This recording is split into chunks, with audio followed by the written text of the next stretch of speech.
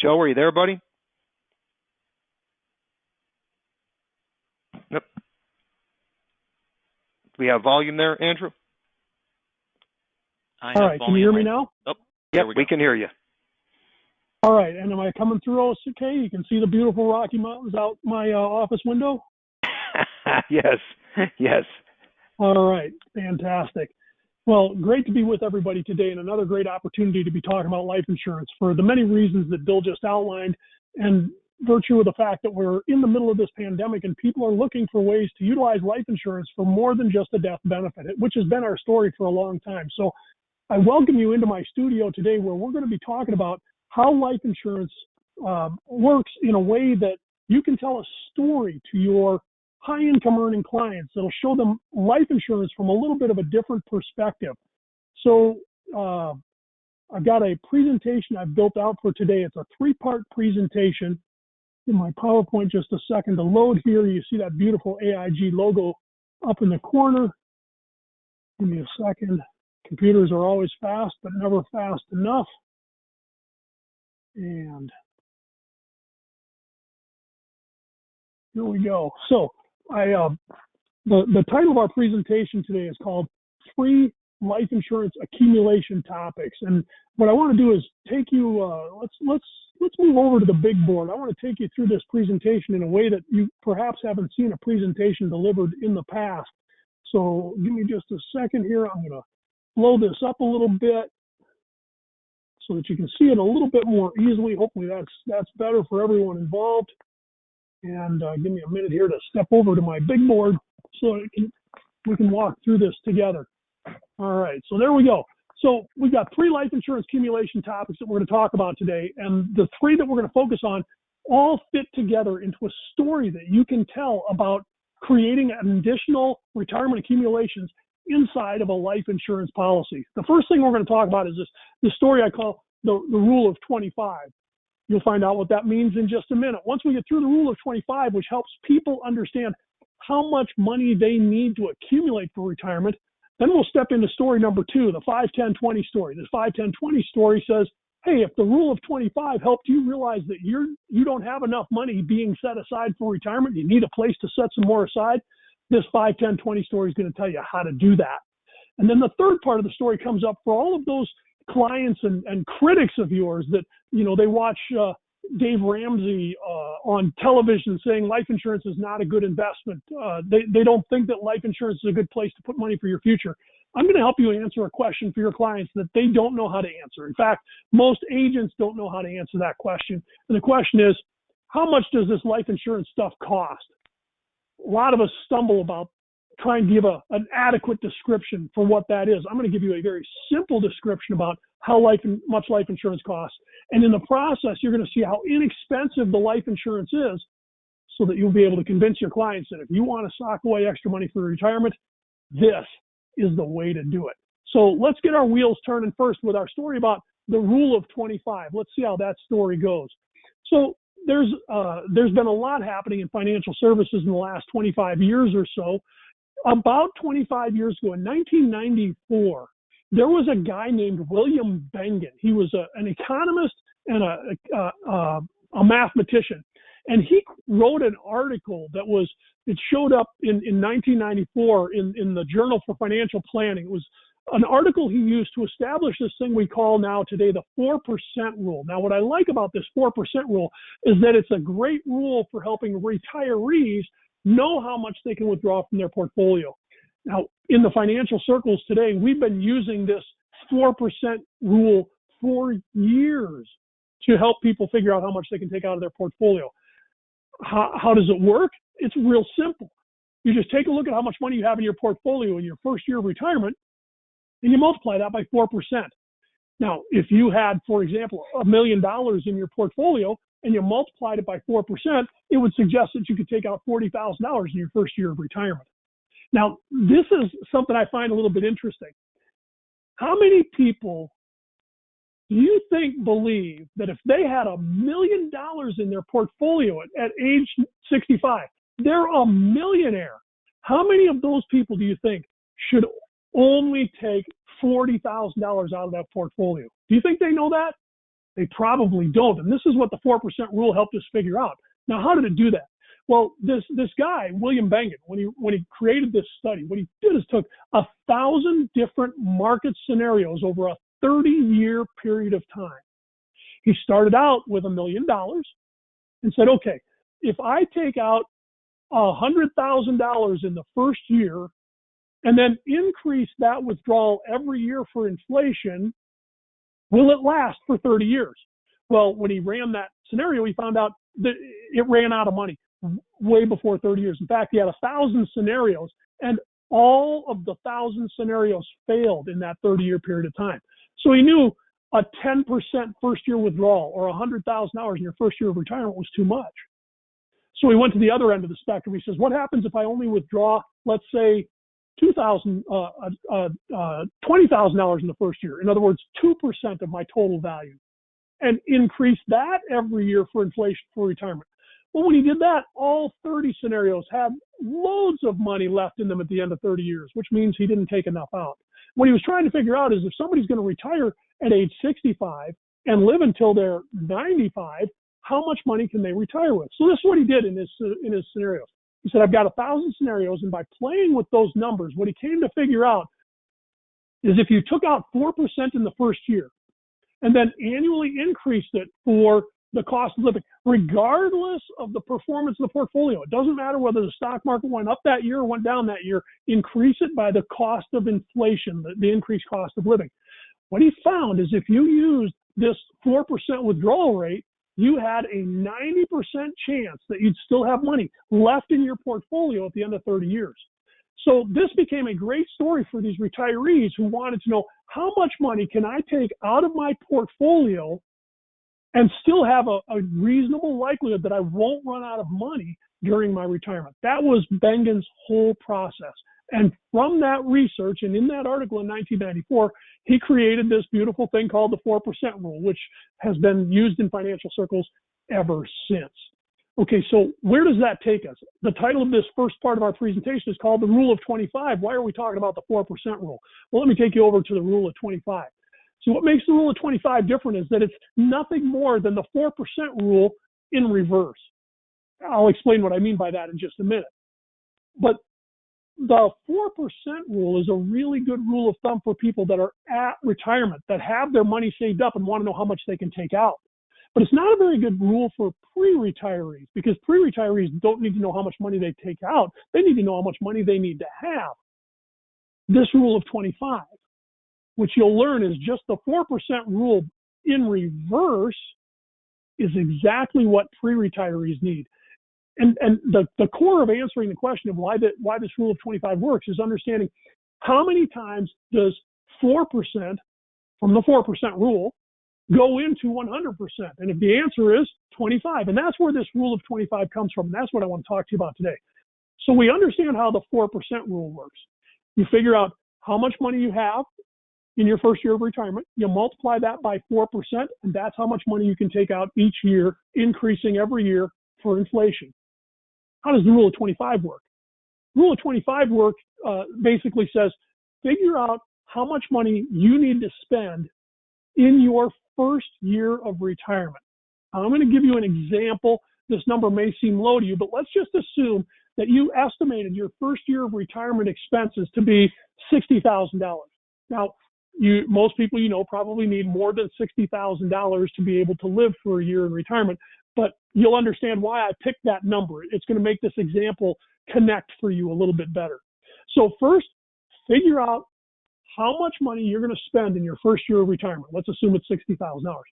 Now, most people are going to have some form of guaranteed income source. It might be Social Security. It might be a pension. So you don't need to take money out of your portfolio to pay for that part of your $60,000 of expenses. So, for example, let's just say that your client assumes they're going to get $20,000 a year out of Social Security. Now, if they could get $20,000 out of Social Security and they need to spend $60,000, well, that means the difference between those two is only $40,000. So what they need to do in this scenario is take $40,000 out of their portfolio.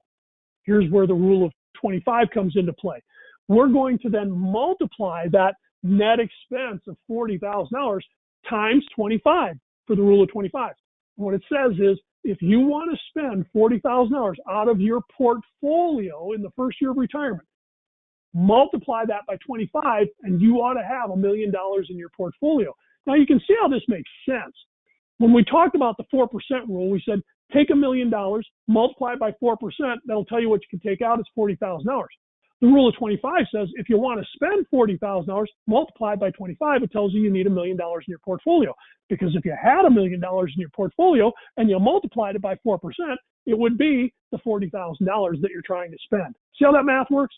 That's why I chose $60,000, even though that number seems a little bit low. I chose that because I could take $60,000 minus $20,000, get to $40,000, and make this example with the rule of 25 look the same as the example for the 4% rule. And you see how it's just the reverse. In the 4% rule, we turned $1 million into $40,000. And in the rule of 25, we turned $40,000 into $1 million. It's just the reverse. So the beauty of the rule of 25 is that it gives retirees a way to figure out what they should be targeting as their retirement savings. Now, once you go through this math, let me give you a real simple example. Let's say something a little more realistic. Let's say this same client who's expecting to get $20,000 out of Social Security. Let's just do some easy math here. Watch this. Let's assume that they wanted to spend $120,000 in their first year of retirement, and they're going to get $20,000 from Social Security. What that means is they have another $100,000 that has to come out of their portfolio. So how much should they have in their portfolio? Well, if you take $100,000 and multiply it by 25, what is it? That's right. It's $2.5 million.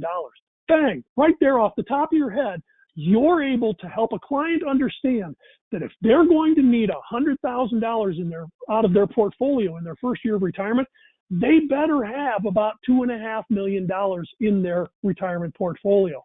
Now, they can go to their favorite, retirement planning organization, financial manager, money firm. They can go to Merrill Lynch, Charles Schwab, you name it. Go anywhere you want. They can get a nice 25-page report. It's essentially what it's going to tell them. If you want to spend $100,000, you probably ought to have about $2.5 million in your portfolio. And you can figure that out right off the top of your head. The beauty of that is when you know $100,000 of expense requires a $2.5 million portfolio, well, if they're going to spend $50,000, just cut the numbers in half. So your $2.5 million portfolio becomes $1.25 million. So now you have this simple rule of thumb in your head to help your pre-retirement clients figure out whether they're on the right track to have enough money for retirement. What you'll more often than not discover is that they don't. They don't have enough money being set aside for retirement. They need a way to set aside more. And that takes us to story number 2, the $5, $10, $20 story. This is a story that you can use to get high income earners literally eating out of the palm of your hands, wanting to use our products as their solution to make sure they have enough retirement distribution. So let's talk about how this $5, $10, $20 story works. I'm going to start out with a simple concept. So let's assume that you had this investment. Let's assume that you had an investment where you could put $5 in. Over time, when it grows to be worth $10. And then when you take the money off for retirement, it's worth $20. If you could put in 5, grow it to 10, and take out 20, the question is, would you do it? What I want you to recognize when you're looking at these numbers, and what makes it stand out, is when you realize that the $5 you put in doubled to the $10 that it grew to, and the $10 that it grew to doubled to the $20 that you took out of it. So what you're noticing is this doubling effect, and you're thinking to yourself, I don't know, $5 doubling to $10, taking out $20, no big deal, right? Well, let's add a comma and a couple of zeros. Let's assume you put in $50,000.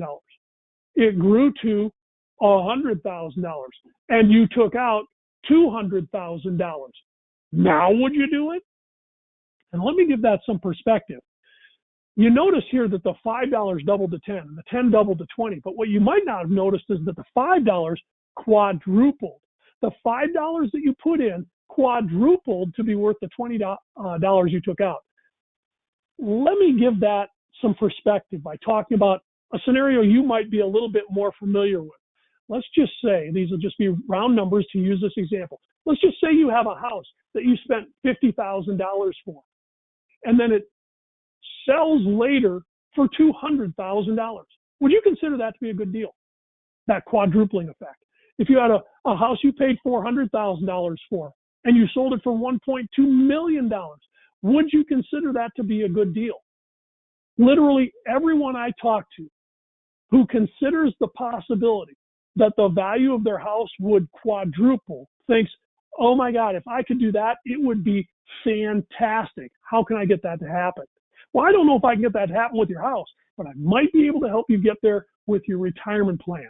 So let's talk about this $5, $10, $20 story. And I just take out a simple piece of paper and I put these three numbers on it, 5, 10, and 20. And I say, okay, this is your retirement plan. The $5 is what you're going to put into it. The $10 is what it's going to grow to. And the $20 is what you're going to take out of it. Does it now make sense? And they'll say, yeah, I get it. Why are you telling me this? Well, it's because every retirement plan has a little bit of bad news in it. And what's that bad news? The bad news is this. The IRS is going to require you to pay tax on one of those three numbers. You either got to pay tax on the $5 that you put in, the $10 that it grew to, or the $20 you took out. So the question you ask your client, you draw your 5, 10, 20, you say, you understand this is the money you put in, this is what it's going to grow to, and this is what you're going to take out of it. That's your retirement plan. If you had to pay tax on one of those three numbers, the 5, the 10, or the 20, which one would you choose? Hand them your pen, slide that piece of paper over in front of them, and ask them to circle the one they want to pay tax on. I have never, in 30 years of telling this story, I've never seen this one fail. Every single time I do this, everybody circles the $5 bill. They realize that they want to pay tax on the smallest number possible. You know what the funny thing about this is? If you ask them where they're currently putting their money for retirement, they'll tell you it's going into their 401k plan. You know what the question is here? Which one of these three numbers gets taxed in your 401k plan? And they quickly realize they're going to pay tax on the 20. They're going to pay tax on every penny they take out of their 401k plan. And they realize that's not really what they want to do. Now, I'm not telling them they shouldn't contribute to their 401k plan at work. I'm just suggesting that if they're going to make additional retirement contributions to build wealth for retirement, would it make sense to diversify the taxation of their retirement income flow so that some of it is done on a pre-tax basis and some of it's done on an after-tax basis? That's where this story goes. And the beauty of this is when you tell this story right and you tell them this is their retirement plan and you ask them which one of these three numbers they want to pay tax on, they always circle the 5. And you can convince them that if that's what you want to do, I have a way to do it. And if you want to see how it works, we should continue talking. So let me show you an example. So I'm going to use AIG's Max Accumulator Plus IUL policy. This is the shelf policy that you all have opportunity to offer your clients every single day. So let's just assume that I have a high income earner, 40 years old, preferred non-tobacco male. And this person decides that they want to put away an extra $1,000 a month or $12,000 a year towards their retirement. Now, they're 40 years old now. They want to continue doing this until they get to their maximum Social Security benefit age at age 70. So they're going to make contributions for 30 years, from 40 to age 70. Over that 30-year period, their total contribution, which was the $5 bill in our previous example, is $360,000. That's what they're going to contribute to their life insurance policy. Now, I projected the value of this Max Accumulator Plus IUL policy very conservatively. Our maximum illustrated rate is currently, I believe, at 6.2%. I projected this at just 5%. I'm being ultra conservative here. That $1,000 a month premium, that total of $360,000 of premium put in, grew to be worth $748,000 in my projection. Now think about the math here a little bit. What's 360,000 times 2? That's right, it's $720,000. So remember how our $5 bill doubled to our $10 bill? Well, I just more than doubled your $360,000 contribution to your $750,000 accumulation. And that's at a conservative 5% projected growth rate. Then on top of that, I projected the income distributions that I could take out of my illustration. Again, continuing at this conservative 5% illustrated rate. Even though I could illustrate much higher than that, I love to underpromise and over-deliver. I love to exceed my clients' expectations. And one way I can do that is to illustrate low and have the actual results be high. And that's always a good thing. So I calculated using the same 5% interest how much money my client would be taking out of this illustration income tax free during retirement. What did it turn out to be? Well, the annual loans that they showed in the illustration were $58,000 a year. When I multiply that out from 25 years, from age 71 to age 95, it's $1.5 million worth of distribution coming out of the policy. Now, again, do the math. We took the $360,000 that you contributed and we doubled that to the $750,000 that it grew to. Take that $750,000 and double it, it would be $1.5 million, and that's what we took out. So our 5 doubled to 10, our dead doubled to 20. Our 360 doubled to 750, our 750 doubled to $1.5 million. Now, I can show you this in an illustration. You can see exactly how this looks. The question here before I do that, though, is out of these three numbers, which one would you choose to pay taxes on? The $360,000, the $750,000, or the $1.5 million? Ask your clients. They'll tell you all day long. They would prefer to pay tax on the $360,000 they put in, which is, again, the exact opposite of what they're doing in their retirement plan. In their 401k plan, they're going to pay tax on this $1.5 million instead of this $360,000. And in an era where we expect tax rates to go up in the future, that might not be the right thing for them to do. I'll show you how I can see these numbers on my 5% illustration. So over here on the one side, you can see the last couple of years of my premiums in age 68, 69, and 70, years 28, 29, and 30 of my illustration. There's my $1,000 a month premium, $12,000 a year. My total premium is $360,000 over that 40-year or 30-year period of time from age 40 to age 70. Over here a little bit further to the side, you can see where I've got that projected cash that you just saw, $750,000. And here you can see the retirement distributions of $58,000 a year. You know, multiply that out by the 25 years. That's where you get the $1.5 million number that we were talking about a minute ago. So there you have it. $360,000 in, grows to $750,000. You take out $1.5 million. It's all right there in the illustration for you to be able to show your client. That's a pretty impressive story. That doubling effect, where the amount you put in doubles to the amount that it grew to, and then that doubles again to the amount that you take out, that is a powerful story to help people understand why they might want to use indexed universal life as an additional supplemental retirement accumulation tool. So we've walked through the first two parts of our story. We used our rule of 25, the reverse of the 4% rule, to help our clients figure out how much money they should have in their portfolio at the time they retire.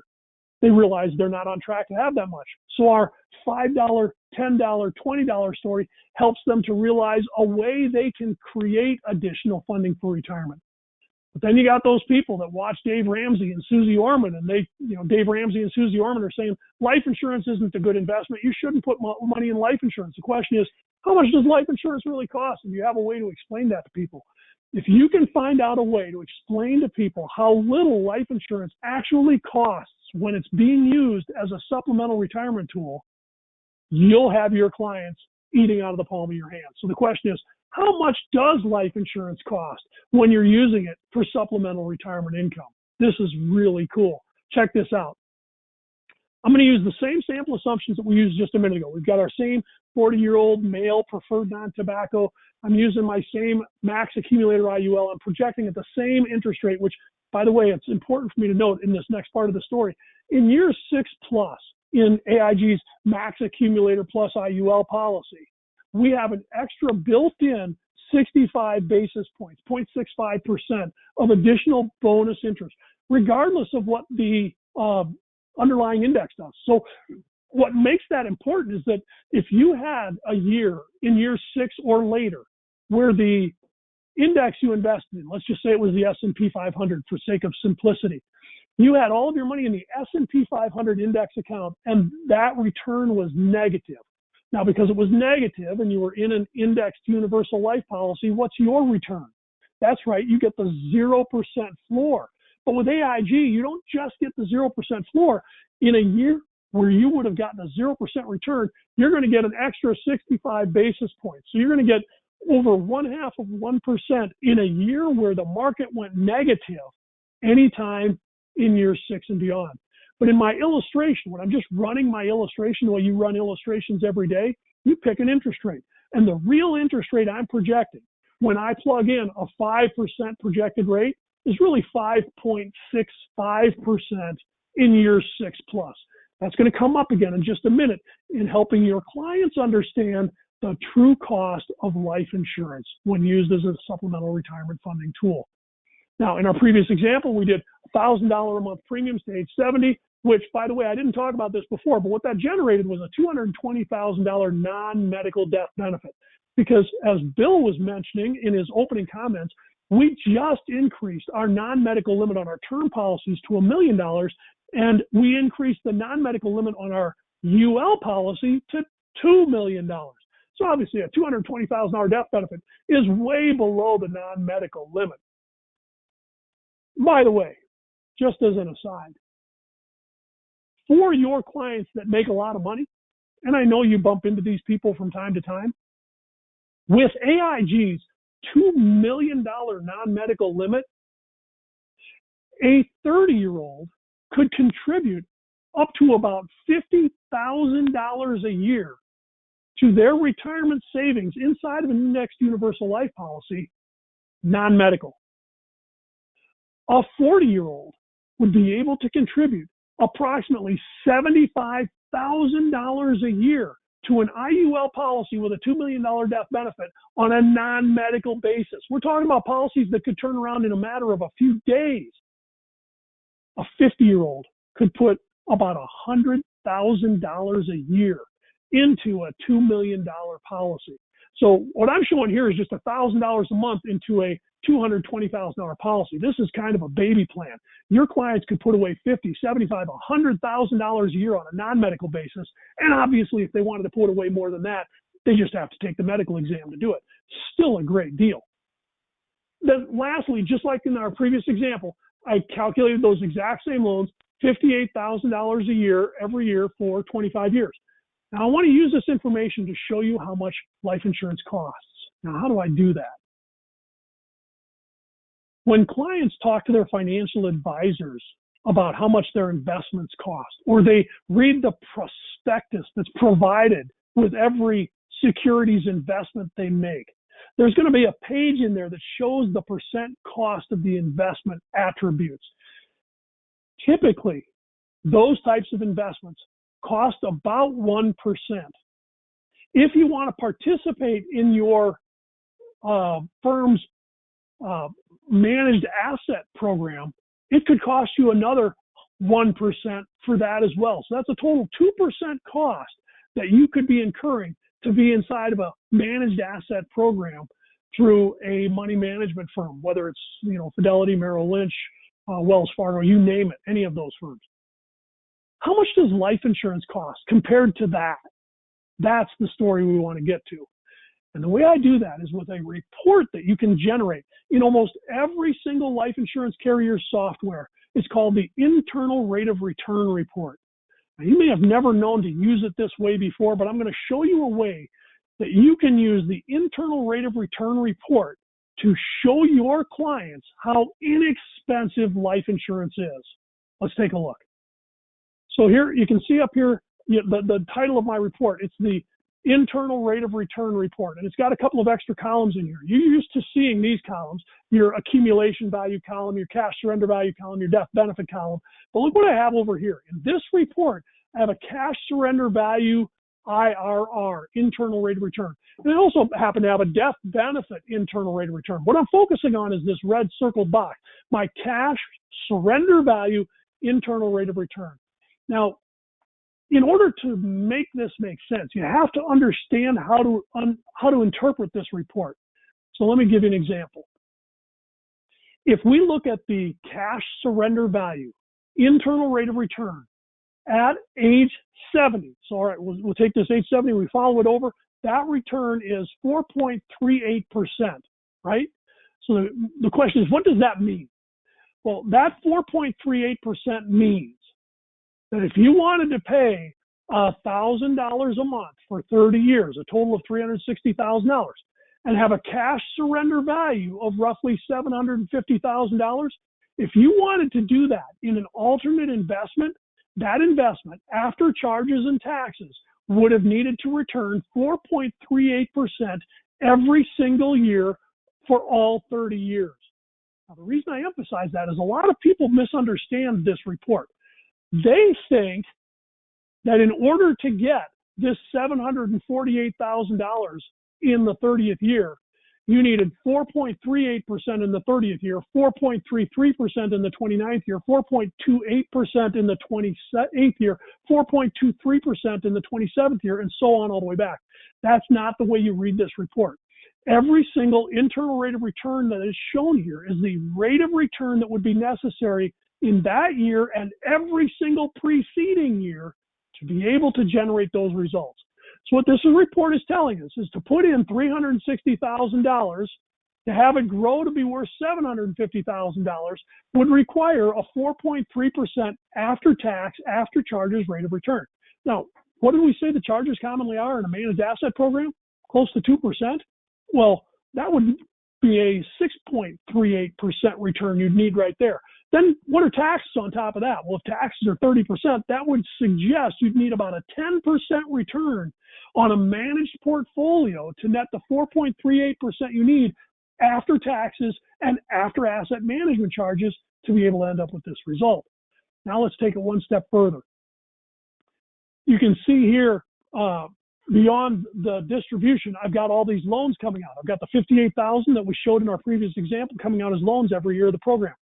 So how do we interpret this and figure out what the internal rate of return is and what it means to the cost? Here's how you do it. Now, I told you a minute ago that I'm running this illustration at a 5% projected interest rate. You can plug in whatever interest rate you want in your illustration software. I plugged in 5%, and I also get that 65 basis points of bonus interest starting in year 6. So essentially, after all the bonus interest is factored in, this illustration is being run at 5.65%. You follow me? Now, let's take it down here to age 85, what most people would consider to be kind of a typical life expectancy. What happens at age 85? Well, if I look at my internal rate of return at age 85, you see here it's 5.04%. Here's where it gets interesting. So I'm projecting this at a 5% projected rate plus 65 basis points of bonus interest. So my illustration is being run at 5.65% every year starting in year 6. If I'm projecting it at 5.65% and I'm keeping 5.04%, then the cost of the insurance policy is the difference between those. So what's the difference between 5.65% and 5.04%? The difference is about 0.6%. 0.6%. What did we say the asset management program cost and the taxes on top of it? 2, 3, 4% when you add the taxes in. So I ask you this, where else can you get tax-deferred growth, tax-free retirement distributions while you're alive, tax-free distribution to your beneficiaries when you die, upside market potential, no downside market risk, and never waiting for the market to recover, and get all of that for just 61 basis points, just barely over 0.6%? I'm here to tell you that your clients will be hard-pressed to find any kind of investment alternative anywhere in America where they can get these kinds of outcomes, where their cost of their life insurance is less than 1%. In fact, closer to 0.5% of the total value of their program. So when people say life insurance costs a lot, and you say, no, it doesn't, and they'll say, how much does life insurance cost? You can tell them, in a properly structured life insurance strategy, the life insurance will cost around 0.5% to 1%. Compare that to what taxes and asset management charges will cost you, and you'll see how life insurance is actually one of the least expensive alternatives you'll find anywhere. And it's the only place in America. Let me say that again.